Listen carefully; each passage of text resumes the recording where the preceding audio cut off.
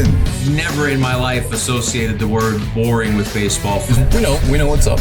Me? Yeah. Famous? Yeah. And I'm like giddy over there smiling like, we're about to win this shit. Did everyone give you crap? Give me a good host story. I'm not picking it up. We both love the game. We talk about it every day. Getting off baseball. Having some popcorn, you're fooling around your phone. I'd have to weigh mine for 3 hours. Hang on, because it's about to be a wild ride. There's no human being I'd rather be talking to right now than Andy Martino. Wow. Author of The Yankee Way. How's book sales been? Book sales have been pretty good, Rob. Thanks for asking. Yeah. It was a good year to write it because it was basically about their baseball operations tradition, as you know, and Cashman's long history with the franchise and even preceding him. So if they'd had a bad year, it would have been like, well, what do I want to read about this? Yeah. So fortunately for my marketing purposes, they went to the World Series. You know what's baffling to me is that, and we're going to get to sort of the last few days of the fallout from them losing the World Series, but how quickly people forget what a great season it was. Like, what a really good season it was. And immediately, I don't know if I've ever seen a fan base immediately turn to the flaws of a World Series team. In Boston, you've never seen that? No, not really. Maybe. I mean, it's been so long, I got to be honest with you. Well, that's fair. Yeah. I would say in New York, and I noticed this with the Mets in 15 too, it was immediately like, all right, thanks for the World Series. Are we getting Cespedes or what? Well, I get that. I get that. There's a right? little, but I see what you're saying. This is a little different. This was like a negative. The Yankees Yeah, like suck. you guys suck. Like what was going on? Yeah. Well, your co-author had something to do with that. Let's talk about this. So one of the things I wanted to talk to you about a few different things, because you are the voice that I really wanted to talk to about all things Yankees. Appreciate that. We ran across each other many, many times in the postseason throughout this run. But now at the end, what happens is that the Yankees lose. I don't want to spoil it for anyone. The Yankees lose. and then on the field after the game, Joe, the guy who owns the LLC for this podcast, I should disclaimer. How about that? But Joe says it was the curse of Fat Joe, you know. Now that's a fair point. Right, of course. Like Timberland's on the mound, come on. But he said it was the curse of Fat Joe. And honestly, Andy, when he's saying this, all I'm hearing is that. And then playing it back, I don't even remember that he said, and then they started playing Yankee baseball, yeah. And that got a lot of play. I mean, the Fat Joe thing did too. But then, flash forward, we have to do this sort of the recap from the parade, and Joe's in his car all jacked up, ready to see his son play tackle football. And Joe, thoughts on the Yankees? And I think people know by now, he doubled down on like the Yankees basically stink in a lot of ways, and we knew that we were going to win. I'm paraphrasing, but that's what it was. So that was part of the fallout. But I do want to get to, we just came from the GM or the chief decision makers get together. You said Brian Cashman was asked about this. He was asked about it. Now, I don't have the direct quote because, like you said, Rob, we literally just came from it. Yeah. But I'll paraphrase what he said. It was rather pointed, and 60-some minutes of vanilla GM-y kind of stuff from Cashman. Was it the highlight of the Cashman? It may have been. If we're going to power rank the responses. May have been. Okay, it may have been good. because he didn't offer us any news today. Not that there's any to be offered, really. Yeah. It's so early in the offseason. But he was asked directly about Joe Kelly's comments, and he said, look, I've talked to I have my own contacts in the Dodger organization, and I'm pretty sure that's just one player's opinion. It's something like that. He said, it's like, hey, they won, they have the right. But he was more like, it was a heavy implication that Joe was speaking for himself. He was going rogue. Yes, that he was going rogue. So it was, if you heard the tone and saw the look on his face, like he relished having the chance to respond. Okay. The words may not have been that pointed, but Yeah. considering it was a direct response, it wasn't, I'm not going to get into that. It was like he's speaking for himself. Well, it's like at these, I remember last year, Cashman had a big to-do. But there are certain things I would imagine, and you know him far, but he wrote a book about him. But there are probably certain things that he wants to talk about, right? Yeah. That's a great point. This would be on the list. He was ready to go when the question was asked. Yeah. He was happy to respond to it. He was asked a lot about the whole fundamental baseball thing. So beyond the Joe this versus is a better Cashman way of asking thing, about that. it's a much better way of asking. Yeah. And I appreciate any player, whether he's right on substance or not. And obviously, Joe Kelly had a lot of good points here, however expressed them Cashman didn't like. But I appreciate the openness and how he generally is.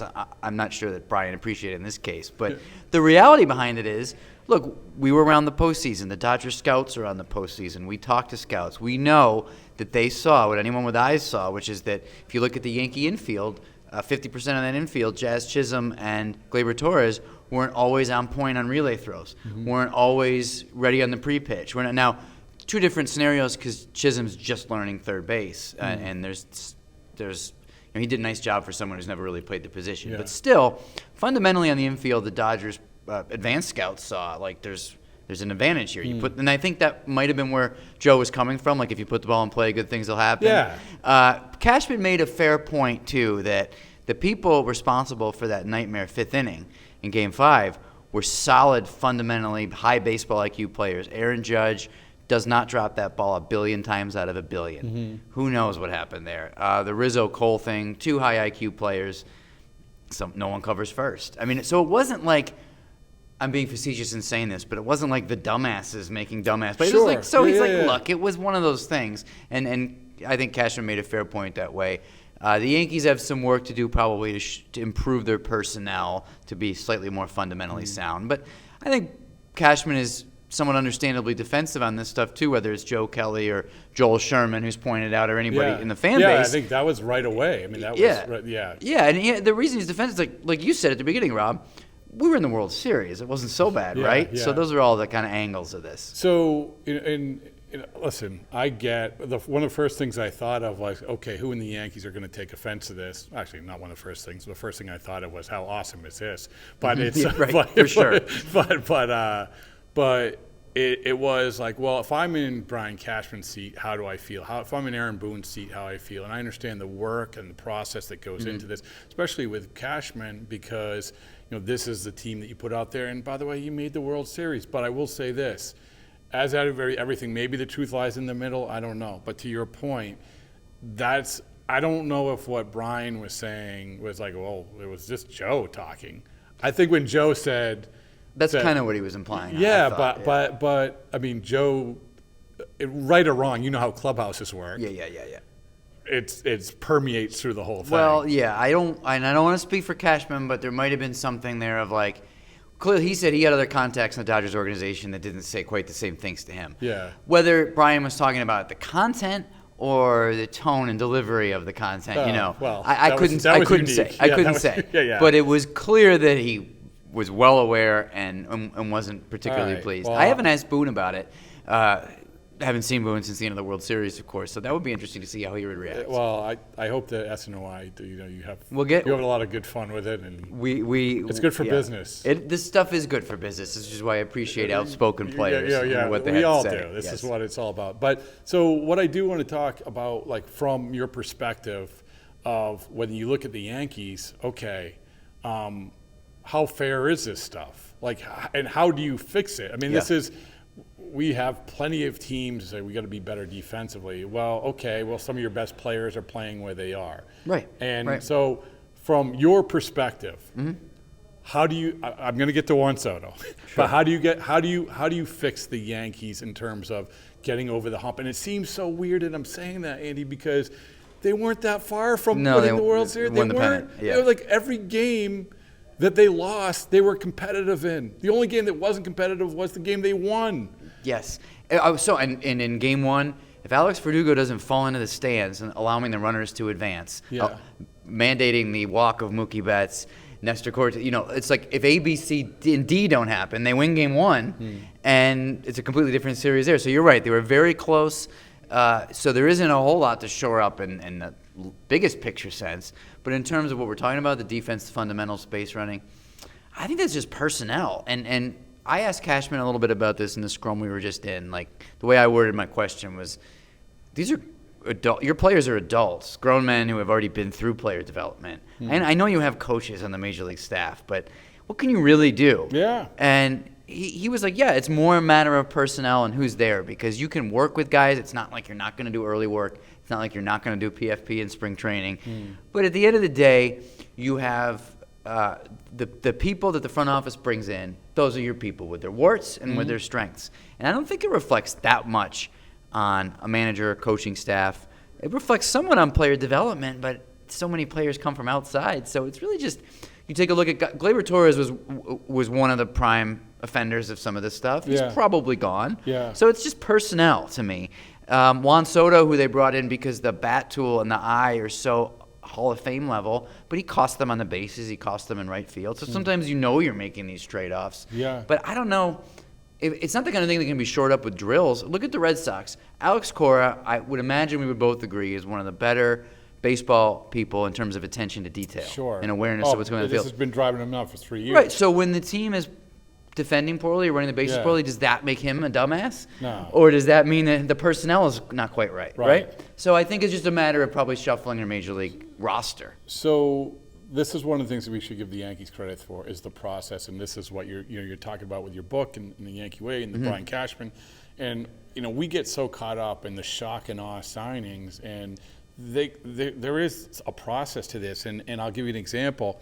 I was talking to, I don't think he minds me saying this, I was talking to Dylan Lawson the other day, who was the Yankees hitting coach, and we were talking about the Yankees run, and he's like, the pitching development guys, the guys who are in charge of shaping these relievers, the Tim Hills and these relievers, like, that was next level. Look at what they did. Yeah. Look at what they did to get that far, and we can focus on these other guys, but without those, like the Luke Weavers and the Hills and these other guys. 100%. I mean, that's like the Yankees. It's the cross that the Cashman bears, I guess. But still, it's a pretty good process. It is a good process, and that's where exactly 12 months ago he was so angry and defensive to his people because it was everyone's telling us every which way that we suck, but we got some. In his, may I say it? Yeah, he said in his words, we got some pretty fucking good people, right? Yeah. So this is what he's talking about. They do have a best-in-class pitching program from the Major League pitching coach Matt Blake on down through their coordinator and their coaches, and so. Cashman wasn't acting defensive today, as we sit here at the GM meetings on that stuff. It's probably easier to be coming off a pennant for his mood. But I'm sure a part of him is thinking, as you said, they have a lot of process. They have a lot that they're very careful about and a lot of traditions that they hold on to with player development that they're very proud of.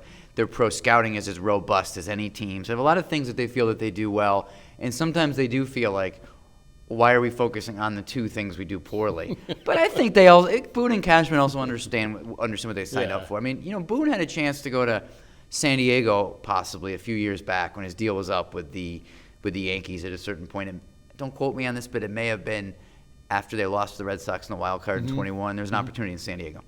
And I remember his whole thing with that was I remember saying to him at one point, like, you could go there and no one's going to second guess you this way. And you have a good team anyway, and it won't all this pressure. And he's like, yeah, but I want to be here. And so they understand that they're signing up for this. Yeah. The bad comes, the criticism comes with the good, and the glory and the criticism are all part of it. So I don't think it bothers them that much, but I think it's interesting from you, Rob, as an out-of-market perspective to say, like, well, wait a minute, why is everybody so mad? It just struck me, and I get it, I understand. Yeah. This is how it works. Like you said, most of the time it's turning the page and say, okay, off season, here it is. Yeah. But it's hard to remember sometimes, sort of like it was a week. The postseason is so weird, Andy, because a week before everyone, or even after a week before, it's just like, hey, this is euphoric. So, but yeah, it's just strange. So the last thing I want to ask you about is Juan Soto. We talk a lot about the market for Juan Soto, and you tell me if I'm full of hooey. I feel like the Yankees need Juan Soto. Of the teams that are in them, need Juan Soto more than any other team. I think that's fair to say because, unfortunately, in my rogue opinion, for anyone that signs Juan Soto, you're stuck with maybe his entire 30s of not having a defender, having a historically paid one-dimensional player. Now, that one dimension is Ted Williams. So I'm not going to go too hard on this opinion, but the Yankees need him next year, if that's part of what you mean, to get back to where the standard that for they set this iteration of the Yankees team. Yeah. Now, I think there are problems there in that Soto's in right. His defense, everybody knows what it is. I don't have to say it, but if you don't, it's not pretty all the time. His base running, not great. Judge is not a great center fielder. He's an elite right fielder. Presuming Alex Verdugo's, who's a free agent, is somewhere else.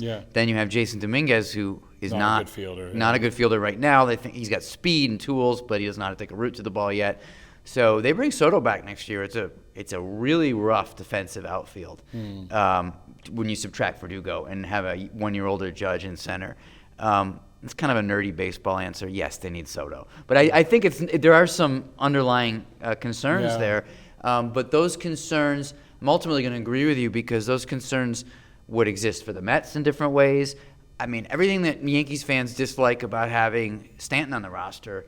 I'm not saying Soto's definitely a DH like soon, but I think we're probably getting there at some point in his early 30s. Or switch positions. I don't know if he can play first, like Harper did, if he's got the footwork and stuff like that. So I think the Yankees, it might be a difficult contract in the long term, but I agree with you that they absolutely need him for the next year or 2 or 3, especially as Judge gets a little older. And so that's why. And plus just the status of being in New York, being the Yankees, the Mets are coming after Soto.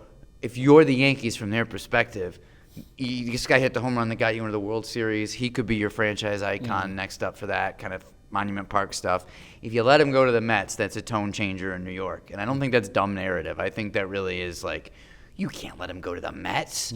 So it's important to them in that way, too. 10 seconds where he needs to go. I think he goes back to the Yankees, but I think they're going to really have to pay because I think the Mets will be aggressive. All right, I like that. There you go. Well, thank you, man. Appreciate it. Of course.